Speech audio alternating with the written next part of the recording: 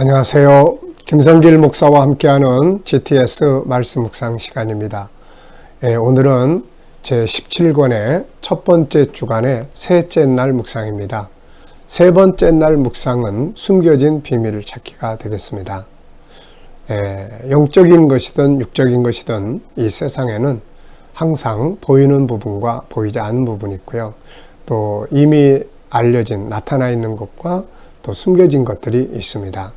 말씀도 잘 아는 말씀은 잘 은혜가 안 될 때가 있잖아요. 늘 익숙하니까. 그래서 그때는 더 깊이 보이지 않는 부분을 이제 묵상을 해야 합니다. 그러면 또 숨겨진 많은 은혜들을 또 우리가 누릴 수가 있게 되는 것이거든요. 그리고 또 우리가 살아가는 데서도 마찬가지입니다. 우리의 삶에도 익숙한 길들을 우리가 주로 가잖아요. 일하는 방법도 늘 익숙한 대로 하고. 그런데 항상 우리는 또 새로운 방법, 또 새 것을 찾을 수 있어야 합니다. 왜냐하면은 익숙한 것만 따라서 습관적으로 가다 보면 어느 날 새로운 것들을 찾은 사람들에 의해서 도태되는 거거든요. 그래서 우리가 항상 익숙한 오늘을 살아가면서 또 숨겨져 있는 내일의 비밀들을 잘 찾아낼 수 있는 이런 지혜와 창의력, 이런 것들이 필요한 거죠. 자, 오늘 먼저 그림을 보고 정리를 하겠습니다. 오늘 그림은 아주 단순한 그림이에요. 비둘기가 있고 십자가가 있습니다. 자, 그래서 저는 제목을 성령과 십자가 이렇게 정해봤습니다. 성령과 십자가. 그리고 의미는 두 가지를 적었는데요. 하나는 십자가 없이는 구원을 받을 수 없고 성령의 역사가 없이는 십자가를 믿을 수 없다. 자, 십자가가 없으면 우리가 죄 사함을 받을 길이 없는 거죠. 그래서 구원 받을 수가 없는 거고, 또 그런데 이 십자가를 믿어야 죄 사함을 받고 구원을 받는데, 문제는 성령의 역사가 없이는 십자가를 또 믿을 수가 없다는 겁니다. 그래서 우리가 성령의 감동과 함께 십자가에 대한 믿음을 가질 수 있도록 하는 것이 아주 중요한 일이죠. 자, 두 번째는 분석입니다. 보이는 부분과 숨겨진 부분. 오늘 주제는 숨겨진 것 찾는 것입니다. 자, 먼저 눈에 보이는 부분에는 비둘기가 있고 십자가가 있습니다. 그리고 보이지 않는 부분에는 성령님, 예수님, 아버지 하나님, 그리고 이 십자가 속에 들어있는 비밀들, 그리고 성령의 역사에 또 비밀들이 있죠. 성령께서 일하실 때 나타나는 중요한 사건들이 있습니다. 자, 그리고 이제 이것을 성령을 통해서 믿음을 가진 누군가의 삶이 또 있을 겁니다. 보이지 않지만 이렇게 한 장면 속에 많은 숨겨진 것들이 또 들어있는 것이죠. 어느 것을 보고 연구하느냐에 따라서 거기에 대한 은혜가 또 풍성해집니다. 자, 세 번째입니다. 그림에서 가장 중요한 것은 뭐라고 생각하십니까? 저는 두 가지 다 적었어요. 성령과 십자가. 어느 것 하나 빠뜨릴 수 없는 것이 바로 이 십자가와 성령의 역사입니다. 자, 네 번째는 이제 연상법 훈련입니다. 이 두 가지를 보면서 떠오르는 말씀, 떠오르는 사건. 자, 저는 먼저 이 두 가지를 다 합친 말씀이 고린도전서 12장 3절이거든요. 누구든지 성령으로 말미암지 않고는 예수를 주라 시인할 수가 없다. 그래서 성령께서 임하셔야 예수 십자가 믿을 수 있다는 말씀이죠. 그 다음에 이제 요한복음 3장도 역시 이런 말씀이에요. 예수님께서 성령으로 거듭나지 아니하고는 천국에 들어갈 수 없다. 거듭난다는 말은 도덕적인 개념이 아니고 영적인 개념이에요. 무슨 말이냐면은 죽었던 영이 다시 살아나는 상태. 영이 살아나니까 십자가를 보고 알게 되고 믿을 수 있게 되고 하나님을 아버지로 알게 되고 믿을 수 있는 거죠. 그래서 바로 이 성령으로 거듭남의 역사에 대해서 예수님께서 말씀하신 내용이 있습니다. 또 바울사도가 고린도전서 1장 18절에서 십자가 외에는 십자가만이 구원의 능력이다. 이제 이런 말씀을 이제 한 것을 볼 수가 있죠. 그래서 바울이 십자가를 굉장히 중요하게 여겼던 것을 알 수가 있습니다. 자, 저의 삶에서도 이렇게 지난 날 이렇게 돌아보면은 성령 안에서 믿음을 갖게 됐던 것을 기억을 합니다. 모태신앙인으로 성장을 하다가 청년 때 회의가 막 일어나가지고, 나 이게 예수가 안 믿어진다. 막 이런 것 때문에 고민했었는데, 그때 어느 분이 성령 받으면 믿어져. 그래가지고, 부흥회 때 막 성령 충만하게 해서 열심히 기도하다가, 진짜 불로 임하시는 성령을 체험을 하고, 그리고 난 뒤에 믿어지기 시작을 하는 거예요, 이게. 그래서, 이게 믿음이라고 하는 것은 내가 할 수 있는 게 아니고 성령께서 내 안에 임재하셔서 믿게 하시면서 이게 이루어지는 현상이구나 하는 것을 알게 됐죠. 그래서 참 이게 성령으로 믿는다는 것이 큰 기적이고 축복입니다. 자, 상상력 키우기입니다. 이 그림을 가운데 두시고 앞에는 어떤 그림을 그리면 좋을까요? 저는 앞에는 예수님께서 물로 세례를 받으실 때 성령께서 비둘기처럼 임재하시는 그 장면을 그려볼 것 같아요. 그리고 난 다음에 지금 이렇게 십자가 그리고 성령이 임재하시는 비둘기 모습. 그런 다음에 이제 다음 그림, 끝의 그림은 구원받은 무리들의 모습을 그릴 수 있을 것 같아요. 이렇게 성령 임재하셔서 예수 그리스도 십자가를 믿고 구원받은 많은 무리들을 이제 그려볼 수 있을 것 같습니다. 계시록 7장 9절 각 나라와 족속과 백성과 방언에서 수를 헤아릴 수 없는 큰 무리, 이걸 그려볼 것 같아요. 자, 미래를 어떻게 살고 싶은가요? 그렇다면 지금 무엇을 해야 할까요?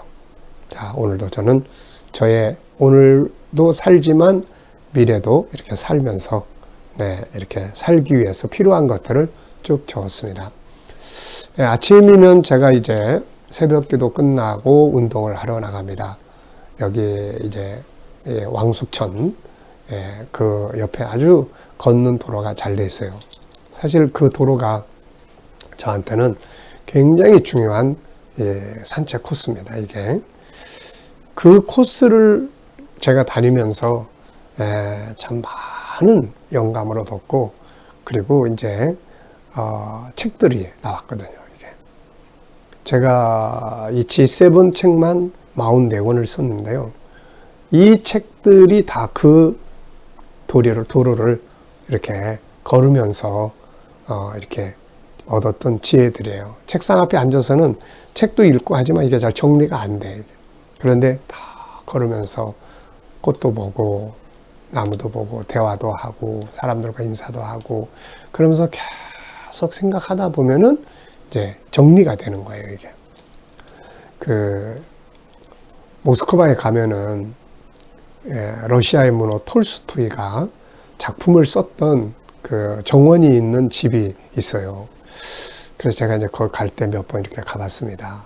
갔는데 거기서 이제 톨스토이의 그 부활이라는 작품도 나오고 이제 그랬어요. 그래서 참 기념될 만한 곳이죠.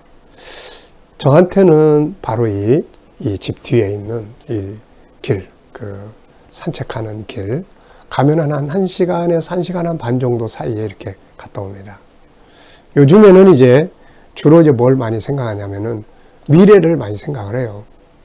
지나온 삶도 다 돌아보고, 그럼 어떤 때는 거기 나갔다 오면서 막 부흥회합니다.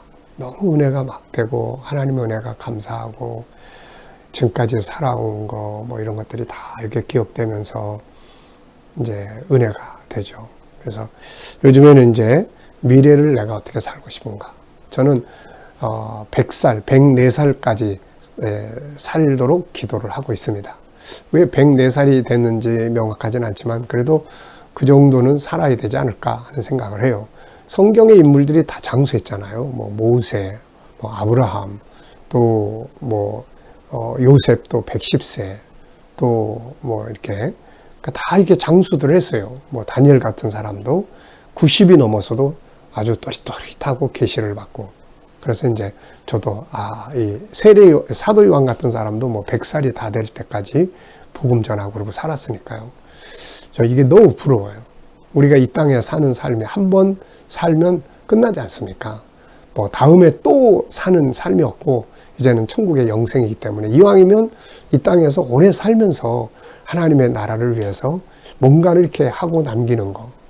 네, 근데 건강해야 되잖아요. 그래서 제가 그런데 나가서 쭉 이렇게 난 살아야 되겠다. 이렇게 살고 싶다. 뭐 이거를 이제 쭉 정리를 매일매일 합니다. 여러분도 한번 해보십시오. 자, 그래야 그렇게 살게 되는 거잖아요. 자, 오늘 본문 말씀 또 읽어보겠습니다.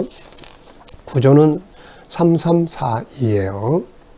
그러므로 주 안에서 갇힌 내가 너희를 권하노니 너희가 부르심을 받은 일에 합당하게 행하여 모든 겸손과 온유로 하고 오래 참음으로 사랑 가운데서 서로 용납하고 평안에 매는 줄로 성령이 하나 되게 하신 것을 힘써 지키라. 몸이 하나요 성령도 한 분이시니 이와 같이 너희가 부르심의 한 소망 안에서 부르심을 받았느니라. 주도 한 분이시요 믿음도 하나요 세례도 하나요 하나님도 한 분이시니 곧 만유의 아버지시라. 만유 위에 계시고 만유를 통일하시고 만유 가운데 계시도다. 우리 각 사람에게 그리스도의 선물의 분량대로 은혜를 주셨나니 그러므로 이르기를 그가 위로 올라가실 때 사로잡혔던 자들을 사로잡으시고 사람들에게 선물을 주셨다 하였도다. 올라가셨다 하였은즉 땅 아래 낮은 곳으로 내리셨던 것이 아니면 무엇이냐. 내리셨던 그가 곧 모든 하늘 위에 오르신 자니 이는 만물을 충만하게 하려 하심이라. 그가 어떤 사람은 사도로 어떤 사람은 선지자로 어떤 사람은 복음 전하는 자로 어떤 사람은 목사와 교사로 삼으셨으니 이는 성도를 온전하게 하며 봉사의 일을 하며 그리스도의 몸을 세우려 하심이라. 아멘. 자, 어제와 오늘 감사한 것들을 적어보십시오. 어제 제가 어떤 것을 생각을 하다가 그런 생각이 들었어요. 그래, 모든 게 다 감사다. 잃어버리든 어떤 뭐가 생기든 사라지든 모든 게 다 감사다. 이런 생각이 들어서 더 열심히 감사를 하고 있습니다. 감사. 자, 1번입니다. 본문에서 오늘 느끼는 것은 무엇인가요? 저는 4가지를 적었습니다. 첫째는 1절에 나오는데요. 부르심을 받은 일에 합당하게 행하여. 하나님 나를 부르신 일에 합당하게 일하고 사는 것이 중요하고, 두 번째는 하나가 되는 게 중요하고, 세 번째는 봉사와 섬김, 직분을 주신 것은 봉사하고 섬기라고 하셨고, 그리고 마지막은 교회를 굳게 세우는 거예요. 이 교회를 세운 저의 입장에서는 이 교회가 서로 하나가 되고 또 서로 한 덩어리가 잘 돼서 정말 교회다운 교회로서 주님 오시는 날까지 남겨지기를 바라는 것이 저의 간절한 소원이죠. 두 번째는 그리스도 안에 있는 성도들이 힘써서 해야 될 건 뭔가요? 그리스도 안에 있는 성도들이 힘써서 해야 될 것은 하나가 되는 일입니다. 하나가 되는 거예요. 하나가 되기 위해서 해야 할 일들은 뭔가요? 7가지가 필요합니다. 바울은 여기서 7가지 이야기를 해요. 첫째 온유, 둘째 겸손, 셋째 오래 참음, 넷째 사랑, 다섯째 용납, 여섯째 평안, 일곱째 성령. 네. 자, 세 번째입니다. 교회 공동체를 세우기 위해서 주님이 주신 직분들은 무엇이며 주신 이유는 뭔가요? 본문에 나타나는 직분들은 사도, 선지자, 복음 전하는 자, 목사, 교사 등입니다. 그러나 이 이외에도 교회 공동체 안에서 필요에 따라서 많은 직분들을 세우게 된 것이죠. 자, 그 이유가 무엇입니까? 이유는 마지막 절을 보면은 크게 3가지로 나눠져 있어요. 하나는 성도를 온전케 한다. 그러니까 서로 가르치고 돕고 양육해서 성장한 성도를 만드는 거죠. 그 다음에 봉사활동, 그 다음에는 이렇게 해서 교회 공동체가 한 덩어리가 되는 거죠. 자, 나는 어떤 직분을 가지고 교회 공동체를 위해서 봉사하고 있나요? 네. 어떤 직분을 가지고 봉사하고 있습니까? 저 같은 경우는 목사로서 봉사하고 있는 거죠. 자, 4번째는 본문을 볼 때 현재 나의 삶에서 인생, 업무, 공부 이런 속에서 내가 좀 변화하고 또 더 발전하면 좋겠다는 내용이 무엇인지 적어보시기 바랍니다. 저는 부르심을 받은 사명의 역사에서 변질되지 않고 끝까지 정말 사명 감당하다가 주 앞에 서기를 바라는 그런 마음을 적어봤습니다. 점점 세월이 흘러갈수록 우리가 주님과 가까워지고 사명과 가까워져야 되겠죠. 나이가 들어간다고 해서 사명에서 멀어지면 안 됩니다. 우리는 점점점 천국과 가까이 다가가는 사람들이에요. 그래서 가까이 갈수록 뭐가 필요합니까? 그동안 세상 일을 위해 살던 것이 이제 하나님 나라 위해 살고 점점 사명과 또 점점 주님과 가까워져야 되는 거죠. 네. 자, 질문 만들기입니다. 4절에서 질문 만들어 보세요. 4절의 내용은 몸이 하나요 성령도 한 분이시니 이같이 너희가 부르심의 한 소망 안에서 부르심을 받았느니라. 이런 말씀을 질문을 만들어 보는 거죠. 자, 왜, 무엇을, 어떻게, 누가, 뭐, 만약 이런 문구를 넣으면 좋은 질문들이 나와요. 자, 저는 이 질문이 있어야 변화와 발전이 있습니다. 아이들이 공부 잘하는 방법은 질문 많이 하는 방법이에요. 네. 자, 저는 2가지를 적었어요. 첫째, 성령의 사역은 무엇인가? 자, 여기 보면은 4절에서는 성령도 한 분이시다 이런 말씀 나오잖아요. 그렇다면 성령이 하시는 일은 뭘까? 저는 3가지를 적었어요. 첫째, 거듭나게 하시고, 둘째, 내 안에서 내재하시고 역사하시고, 셋째, 은사를 주셔서 봉사하고 섬기게 하시고 전도와 선교하게 하시는 거죠. 자, 2번째입니다. 이 4절에 보면 부르심의 한 소망 안에서 우리를 불렀다고 그랬어요. 소망 안에서 우리를 불렀어요. 다시 말하면 부르신 우리에게 주신 소망이 있죠. 하나님 우리에게 주신 소망이 뭡니까? 저 역시 3가지 적었어요. 첫째는 하나님의 계획, 하나님 나라에 참여하고 이게 우리의 소망이 되죠. 2번째, 하나님이 우리 가운데 함께 계시다는 것, 이게 또 우리의 소망이 되죠. 그 다음에 주님의 역사, 살아계시면서 일하시는 그분이 살아서 일하시니까 소망을 가질 수 있어요. 기대를 가질 수 있어요. 내 생각과 경험만 가지고는 야, 언제 다 끝났어 이렇게 되는데 아니야. 하나님이 일하시면 뭔가 일어날 수 있어. 그 기대감을 갖고 살아갈 수 있잖아요. 네. 자, 여러분들도 이렇게 질문 만들어서 답을 써보시면 더 깊은 은혜를 받게 됩니다. 자, 오늘은 IQ 기도문 3번째입니다. IQ 기도문 3번째는 장점 찾기예요. 하나님이 우리 안에 세상을 다스리라고 주신 소중한 재능들이 많습니다. 그 소중한 재능들을 그냥 썩혀버리면 안 되잖아요. 이걸 개발하고 발전시켜야 세상 앞에 담대한 능력 있는 삶을 살 수가 있습니다. 이걸 그대로 두면 세상 앞에 무기력하고 무능력해지고 이렇게 되는 거죠. 자, 오늘의 과제입니다. 삶의 현장에서 다양한 질문들 많이 만들어 보십시오. 자, 이제 질문을 통해서 더 새로운 걸 찾을 수 있기 때문에 그래요. 자, 묵상하기입니다. 눈을 감으시고, 자, 본문을 한번 쭉 훑어보시고, 그 다음에 오늘 내가 만날 사람, 또 오늘 해야 될 일, 내 업무들을 한번 쭉 생각해 보시고, 어떤 마음으로, 어떤 자세로 해야 될지 주님께 물어보십시오. 주님, 오늘 제가 이 사람 만나는데 무슨 말을 해야 될까요? 주님, 제가 오늘 이 업무를 처리를 합니다. 어떤 자세로 하면 좋을까요? 이 문제를 해결해야 합니다. 주님이라면 어떻게 하시겠습니까? 그리고 기다려보면은 지혜를 주시고 말씀도 떠오르고 그렇게 또 감동도 주십니다. 저는 오늘 할 일들을 생각하면서 감사와 믿음으로 하자. 감사와 믿음으로 하자. 이렇게 적어봤습니다. 이 떠오르는 마음이에요. 그래서 영감.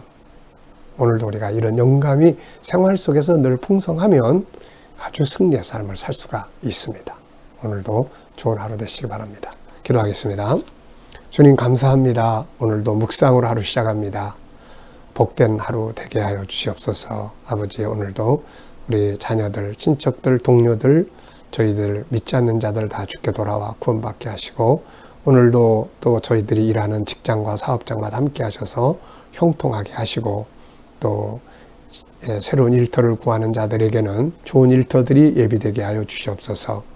오늘도 또 치료받는 모든 성도들, 저희들의 아픈 곳들을 만져주시고 회복시켜 주셔서 모든 질병에서 자유하게 하시고 암세포들이 다 소멸되게 하여 주시옵소서. 오늘 이 나라와 민족이 함께 하여 주시고 나라를 통치하는 지도자들에게 지혜를 주셔서 나라를 바르게 이끌어갈 수 있게 하여 주시옵소서. 주님, 오늘도 세계 곳곳에 있는 선교사님들과 저들의 사역 가운데 함께 하여 주시옵소서. 아버지 하나님, 오늘 우리 각자에게 주신 장점들, 또 우리 자녀들에게 있는 장점들 그냥 썩히지 않게 하시고 잘 개발하고 훈련해서 세상에 필요로 하는 능력이 되게 하여 주시옵소서. 감사하며 예수님의 이름으로 기도하옵나이다. 아멘.